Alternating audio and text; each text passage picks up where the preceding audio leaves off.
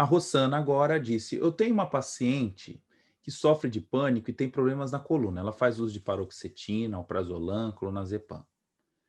Para a dor, ela usa paracetamol e codeína, ao menos 3 vezes ao dia, ciclobenzaprina e também corticoide, dexametasona.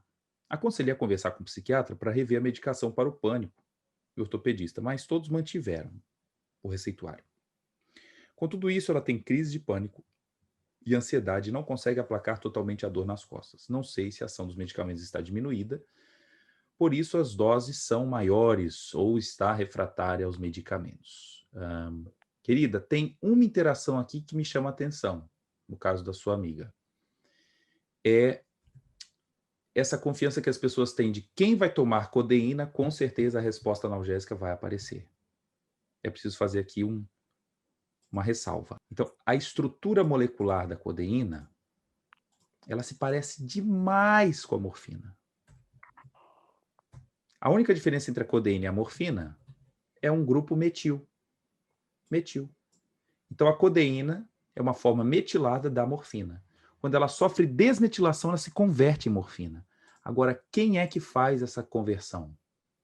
Quem faz essa conversão é uma chamada CYP2D6. CYP2D6. Enzima do citocromo P450. Pergunta: todos nós temos a mesma CYP? Não. Vamos imaginar essa CYP aqui como se fosse picolés.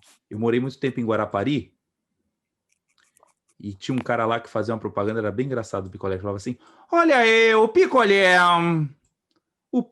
Agora imagina aqui, o picolé que pode ter um gosto de morango e pode ser de uva.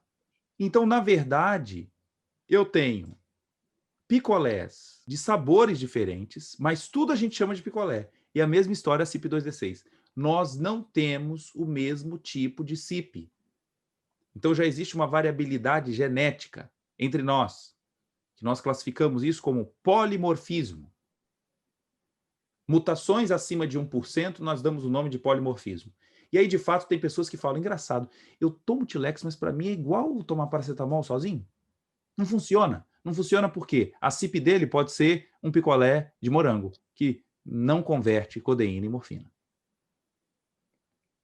No caso da sua amiga, então, eu posso ter o primeiro fator, primeira hipótese, um problema de origem genética, ou seja, o polimorfismo dela impede a conversão de codeína em morfina. Ponto 1. Segunda hipótese, está no uso da paroxetina, querida. A paroxetina, Rossana, é um potente inibidor da CYP2D6. E, portanto, ela pode estar impedindo a conversão de codeína em morfina, fazendo com que ela sofra de dores crônicas. Essa dor, agora, não resolvida, induz um quadro de ansiedade que culmina com a necessidade de benzodiazepínicos. A dor não resolvida, falar, meu Deus, agora me dá um relaxante muscular, tome ciclobenzaprina. Então, olha os desfechos. Por não entender uma interação, quais são as consequências do consumo exagerado de fármacos que foram gerados por uma cascata de prescrição. Tiago, qual seria então a dica aqui? Primeira coisa, substituir a paroxetina por antidepressivos que não inibam a CYP2D6. Por exemplo, uma opção seria a sertralina.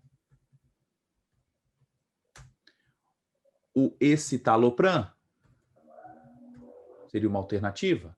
Por que você escolheu esses dois, Tiago? Porque pertencem à mesma classe, inibem seletivamente a recaptação de serotonina e não inibem a CYP. Ah, então já sei. Então eu vou falar para ela, aí amanhã ela troca, e quando eu trocar a sertralina, no outro dia, já vai então ter resposta. Não! Por que não? Porque a inibição da CYP pode levar meses para se recuperar. Os processos de inibição de CYP não se recuperam apenas com um simples washout da droga em questão. Então, naquele momento, eu vou precisar, então, recorrer a outra estratégia analgésica que não dependa da conversão. Por exemplo, poderia aqui ser utilizado a própria oxicodona. Poderia ser usada a própria morfina em doses baixas. Não adianta trocar para tramadol. Por quê? Porque o tramadol também é um profármaco. O tramadol precisa da CYP2D6 para ser convertido na substância ativa O-desmetiltramadol. Então é por isso que algumas pessoas que respondem mal à codeína, também quando trocam para tramal, não vê diferença. Então por que a literatura chama a codeína de um agonista parcial, de um fraco opioide? Porque na verdade não é ele que encaixa muito bem nos receptores opioides, nem no Mi, nem no Kappa, nem no Delta. Mas quando ele é convertido em morfina, sim. Tanto que se você pegar literatura mais antiga, a codeína ela é batizada de um antitussígeno, nem de analgésico.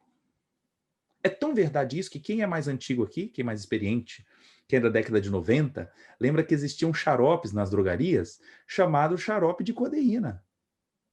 Quem conhece uma marca chamada Belacodid, que hoje não tem mais? Ó, a Deusa fez assim, ó. Fala, querida, dá seu testemunho aí, irmã. Você lembra, querida? Lembro. Do Belacodid? Sim. Então, o que faziam com ele? Belacodid, ele era usado como um analgésico mesmo. Ou antitussígeno. O antitussígeno. Tussígeno. Só que alguns dependentes chegavam na farmácia... E tem pra tosse aí? Eu quero aquele ali, ó.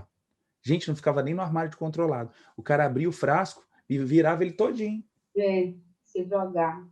Para se drogar, Aí depois ele foi para a área de controlados. Então, quando eu me formei, eu me lembro que quando eu fazia lá os registros no livro, né? Não tinha nem esse GNPC ainda. Então a gente fala, Belacodid, ai meu Deus, mas nossa, por quê? Por quê? Porque, na verdade, diante do abuso dos opioides, foi para controle especial. E hoje foi banido. Não existe mais.